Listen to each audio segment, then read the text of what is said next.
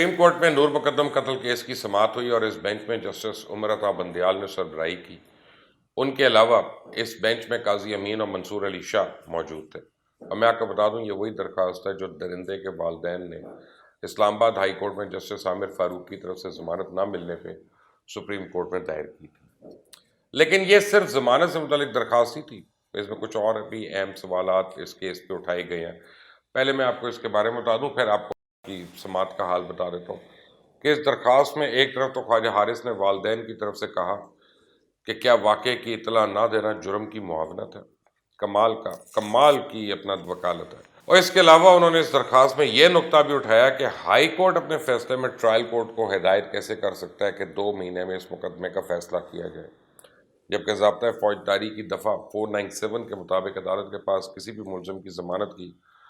दरख्वास्त मुस्तरद करने या मंजूर करने का इख्तियार तो है, लेकिन ऐसा इख्तियार नहीं है कि वो मुतल्लिका अदालत को डायरेक्शन दें कि इतनी मुद्दत में इस मुकदमे का फ़ैसला किया जाए, और ख़ास तौर पे ऐसे हालात में जब इस मुकदमे का नामुकम्मल चालान अदालत में पेश किया हो। दरख्वास्त में ख्वाजा हारिस ने यह तक भी लिख दिया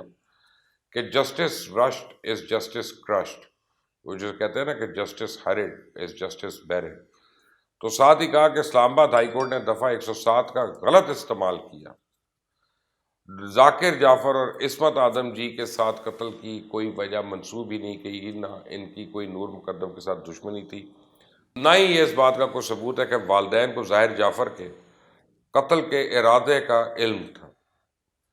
अगर ज़मानत ना दी गई तो फेयर ट्रायल का जो मुलज़मान को हक हासिल होता है वो भी मुतासर होगा। जो अभी तक प्रोसिक्यूशन ने सबूत दिए हैं या फिर जो थेरेपी वर्क्स वालों के हवाले से सबूत मिटाने की बात की गई है,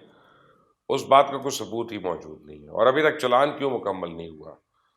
तो इस तरह भी फेयर ट्रायल नहीं हो सकता। अभी तक मोबाइल डेटा भी नहीं आया, मोबाइल फोन्स का जो फोरेंसिक होना था वो भी नहीं हुआ, यहाँ तक कि पुलिस की तफ्तीश को भी उन्होंने जानिबदार कह दिया। दरअसल अब इनकी तरफ से ये चाल चली जा रही है कि तमाम केस को मुख्तलिफ हिस्से बनाकर डील किया जाए, अलग अलग पार्ट्स में। पहले इनकी कोशिश है कि दरिंदे के मामले को इग्नोर करके वालिदैन को मासूम साबित करके वालिदैन को बाहर निकाला जाए। वाह वाह वाह, मासूम वालिदैन। और जब वो बाहर आ जाएं तो अपने बेटे के लिए फिर जोर लगाएंगे दबाकर। और इसके वालिदैन ने अपने लिए ख्वाजा हारिस जैसा बड़ा वकील हायर किया, लेकिन दरिंदे के वकील एक बार फिर गायब हो गया या अंडरग्राउंड हो गया। और अब अदालत की जानिब से यह हुक्म दिया गया है कि पब्लिक प्रोसिक्यूटर दरिंदे का इस केस में दिफा करेंगे ताकि कम अज़ कम केस आगे तो चले। अब मैं आपको पहले ये बताता हूँ कि इस दरख्वास्त पे इस बात में कार्रवाई क्या हुई, और इस बात मोबाइल फ़ोन्स और लैपटॉप के बारे में भी आपके साथ कुछ अहम इंफॉर्मेशन शेयर करूँगा। की समाअत में ख्वाजा हारिस ने दलाइल से आगाज़ किया, लेकिन अब इस्मत आदम जी के लिए एक नई मुश्किल पड़ गई, क्योंकि जज साहब ने उनके हवाले से कहा कि इनका तो नाम ही इस्लामाबाद हाई कोर्ट के फैसले में नहीं है, तो इसको आप साइड पे कर दें, फिलहाल बाकी बात करें। यानी वो जो इस्मत आदम को हो रहा है, सॉरी इस्मत आदम जी है, वो उसका नाम इस्लामाबाद हाई कोर्ट के फैसले पे नहीं है, तो सुप्रीम कोर्ट में उन्होंने कहा कि आप ये अपील कैसे कर सकते हैं जब तक उसमें फैसला नहीं है। तो अब पहले वो दोबारा उधर जाएंगे, उस फैसले में उसको ऐड करवाएंगे, वो टाइम लग जाएगा। तो इस्मत आदम जी तो साइड पे हो जाए। इसके बाद डेथ के टाइम और पोस्टमार्टम रिपोर्ट में बहस की गई है। कत्ल 20 को ही हुआ नहीं, बल्कि 21 तारीख को हुआ। इसके अलावा डेथ का टाइम भी यहाँ साबित करने की कोशिश कर रहे हैं कि रात को 11:30-12 बजे का वक्त था। और ऐसा सिर्फ माँ बाप को बचाने के लिए किया जा रहा है कि पहले जो वक्त सामने आया था उस टाइम का कॉल रिकॉर्ड सामने आ गया कि दरिंदा कत्ल के वक्त अपने वालिदैन के साथ राब्ते में था, जो कि मेरे हिसाब से पूरे केस को बिगाड़ने की कोशिश है। क्योंकि बात यह है कि कत्ल हुआ और इसी दरिंदे ने किया, तो फिर इस तरह की बहस करके आप ये सब क्या साबित करना चाह रहे हैं,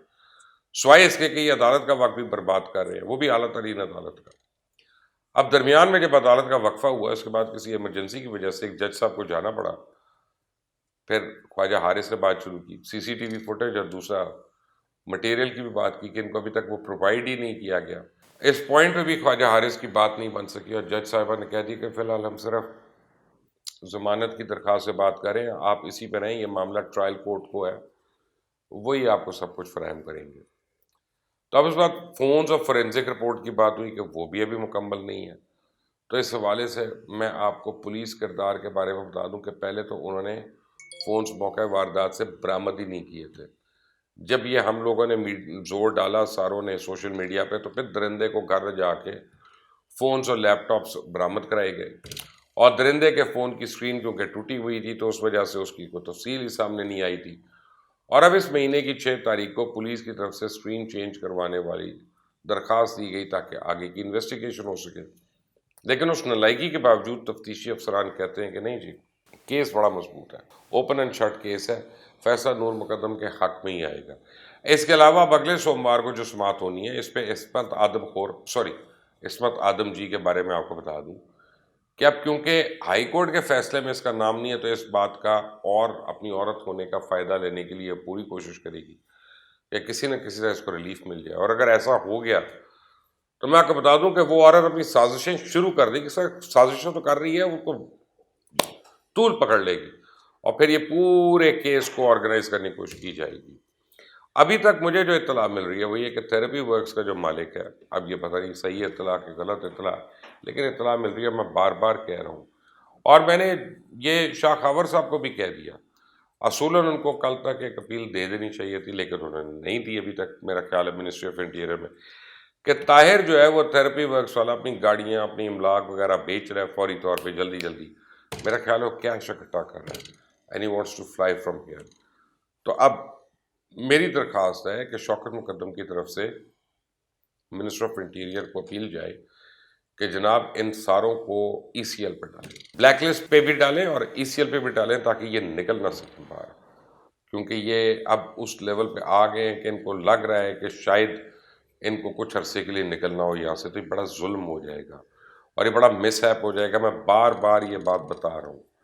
تو اگر اب بھی پولیس اگر ان کو ای سی ایل پہ نہیں ڈلواتی، اب بھی پروسیکیوٹرز ان کو ای سی ایل پہ نہیں ڈلواتے، تو پھر آپ سوچ لیں کہ کون کون اس بڑی سازش کا حصہ ہے۔ پیسہ چل رہا ہے، زور چل رہا ہے، اور تمام طرف سے جو ہے وہ پیسہ چل رہا ہے، لیکن انشاءاللہ